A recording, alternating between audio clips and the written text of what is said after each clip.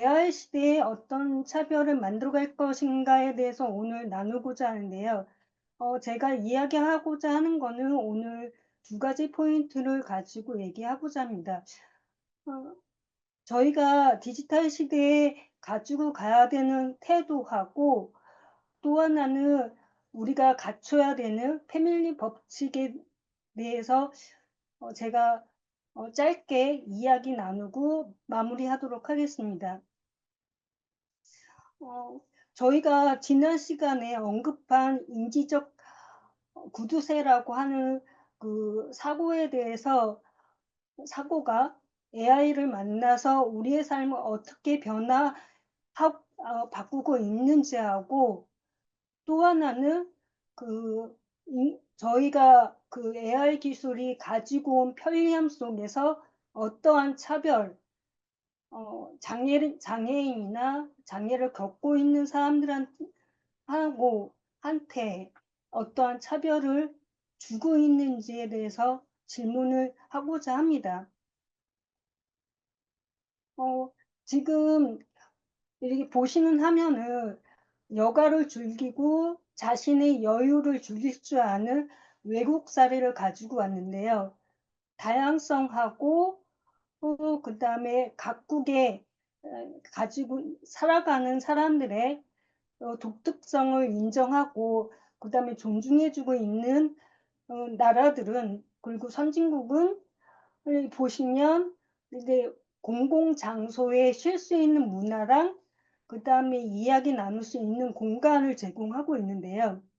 그런 반면에 저희 한국은 어, 그 급속도로 발전한 경제 성장을 위하기 위해서 빨리빨리한 문화가 때문에라도 보시면 하면서 직진하는 도로하고 그다음에 옥상으로 올라가야 쉴 수 있는 공간 아니면은 폐쇄된 공간 카페나 PC방 그리고 노래방 같은 공간에서 쉴 수밖에 없는데요. 어, 근데 쉬고자 하고 여가를 즐기고자 하는데 저희들은 돈이 필요합니다. 돈을 지불하고 쉼을 휴식과 문화를 즐겨야 한다는 그 구조적인 조금 우리가 원치 않는 일을 해야 되는 부분이 있어서 그 부분도 차별이라고 저는 생각하고 있고 차별 문화라고 생각해서 가지고 온 이미지입니다. AI 기술이 저희가 가지고 온 변화를 보시면 여러 가지가 있는데요. 의학서부터 자동화, 그 다음에 예술문화, 그리고 교육, 교통, 그 다음에 AI 로봇들하고 의사소통, 그 다음에 저희가 너무 디지털 문화에 적응하려다 보니까 디지털 피곤함에서 벗어나지 못하는 그런 아이러니한 부분도 있어서 우리 삶이 어떻게 바꿔 나가고 있는지 한번 점검해 봤습니다. 지금 보면 아날로그 시대와 지금 디지털 시대가 공존하기도 하고 대립되기도 하고 어려운 지금 시대에 살고 있는데요. 그러자면 이제 저희 삶의 지혜랑 경험이 많고 연륜이 있는 부모 세대나 그리고 다양한 장애나 아니면은 삶을 그리고 다양한 경험을 가지고 있는 어른들 그리고 분야별을 자기 길을 갔던 명인들에 대해서 우대하고 존중을 받고 있는지 AI가 너무 우대를 받다 보니까 사람에 대한 우대가 조금 감소를 하고 있지 않나 생각하거든요. 그래서 지금은 존경보다는 같이 가는 존중 문화로 바뀌어야 되지 않나 싶어서 제가 가지고 왔고요. 보시면은 되게 이쁘죠.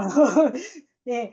그러니까 저희가 어른들도 존경을 해야 되지만 무엇보다도 AI 시대에서 살아가기 위해서는 서로 젊은이든 어른이든 존중해 줘야 된다라는 부분이 좀 필요합니다.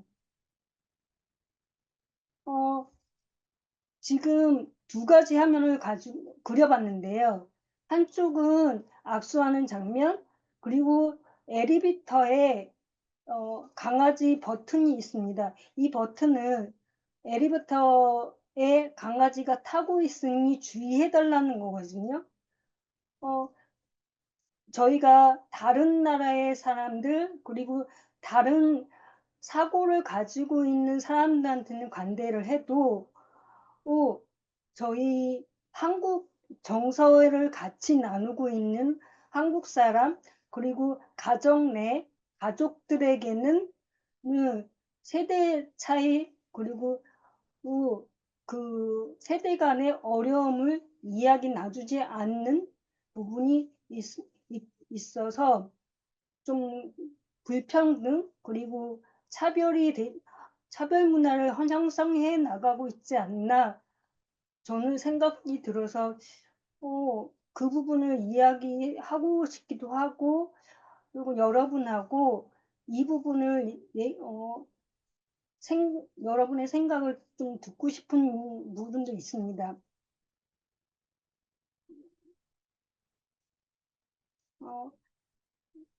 어 비장애인만 살아갈 수 있는 한국?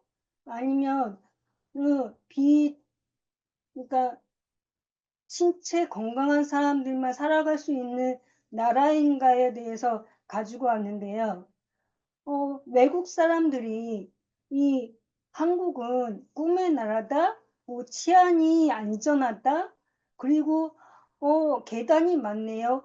일부러라도 운동시켜 주는 어 시스템이 좋다."라고 인터뷰를 한 내용이 있는데요. 저희는 보시면 데이트 폭력이라든지 아니면 장애인분들이나 장애를 갖고 있는 분들의 이동권이 에 대해서 위험이 많고 차별을 받고 있음에도 음 그거에 대해서 문제 삼지 않고 문제에 대해서 문제 제기를 하지 않고 있다라는 것이 좀 아이 저한테는 좀 이중적이 아닐까 싶기도 합니다.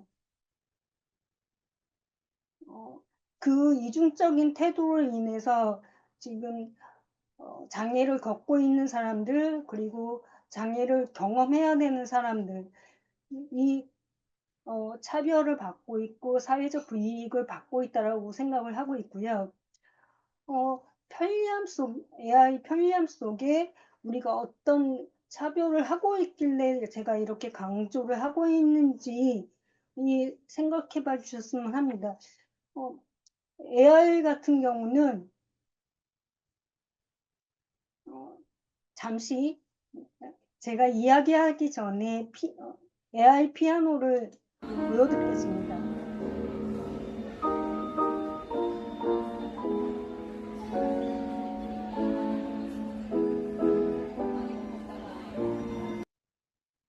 어 이 피아노는 제가 명절 때 동대문 디디 내 인제 디지털 그죠 디자인 전시회 가면서 어 이 피아노를 보게 됐는데요. 문화예술 쪽이나 아니면은 각 분야의 인공지능이 이 장착이 돼서 우 우 인제 사람들이 할 수 있는 분야들이 다양해지고 있음에도 그리고 있고, 그다음에 또 '사람들이 할 수 있는 부분들이 적어지겠구나.'라는 부분, 그리고 '이 능력을 갖추지 않으면 소외되겠구나.'라는 느낌도 받았습니다. 어 저희가 어 지난번에 얘기했던 인지적 사고, 인지적 구두쇠라는 사고 때문에라도 저희들이 차별을 만들어 가고 있는데요. 요 그러니까 그래프를 보게 되시면 사람이나 인공지능 둘 중에 한 명이 그러니까 가짜 뉴스를 누가 먼저 정확하게 감별 이제 할 것인가라는 그 통계치를 냈는데 인공지능이 가짜 뉴스의 그 선별하는 걸 더 높게 잡았다라고 해요. 이 부분은 이 통계자료는 저희 이 모든 사람들이 인지적 구두쇠라는 거를 한쪽의 단면을 보여주는 장면이고요.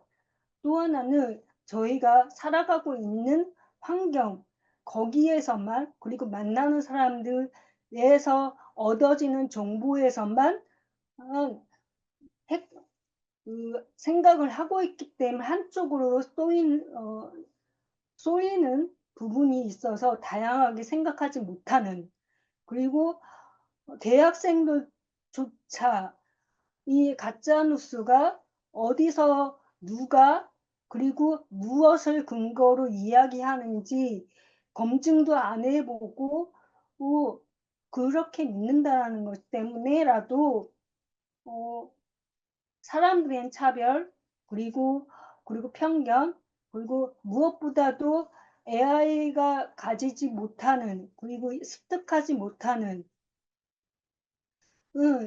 그 장애에 대한 오해, 그리고 접근성의 한계, 그 편향성 문제도 그렇고 또 불평등 같은 문제, 그리고 장 보조기기를 사용해야 되는 장애인이나 장애를 겪고 있는 사람들, 그리고 인공지능이 시각과 청각에 되게 예민한데 그 기능을 사용하지 못하는 사람들에 대한 차별도 일어날 수 있다는 부분, 그리고 무엇보다도 장애를 겪고 있는 사람들한테는 개인정보의 유출이 크다는 점에서 저희들이 생각해 봐야 되는 문제라고 생각합니다.